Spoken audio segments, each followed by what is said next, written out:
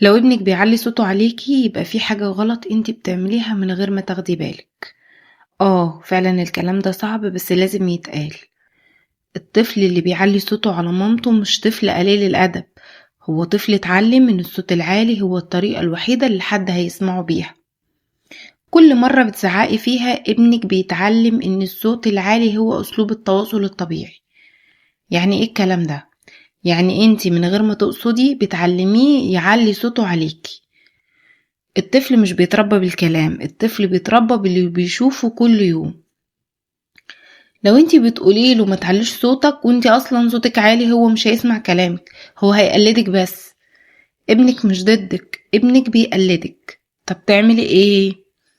الحل اول حاجة لما يزعق ما تزعقيش. عارفة ان ده صعب بس دي اهم خطوة انتي هتعمليها. تاني حاجة انزلي لمستواه وبصي في عينيه وقوليله بهدوء انا سامعاك بس مش هفهمك وانت بتزعق. علميه يعبر عن نفسه، مش يكتم لحد ما ينفجر. يسألي انت زعلان ليه؟ ايه اللي مضايقك؟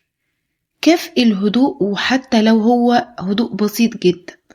اول ما يتكلم بهدوء امدحيه فورا، قولوله انت شطور، برافو عليك، انت كنت بتتكلم بصوت واطي النهاردة. ولو انتي بتزعقي كتير ما تتوقعيش منه ابدا انه يكون هادي. الطفل مش محتاج ام مثالية، هو محتاج ام واعية.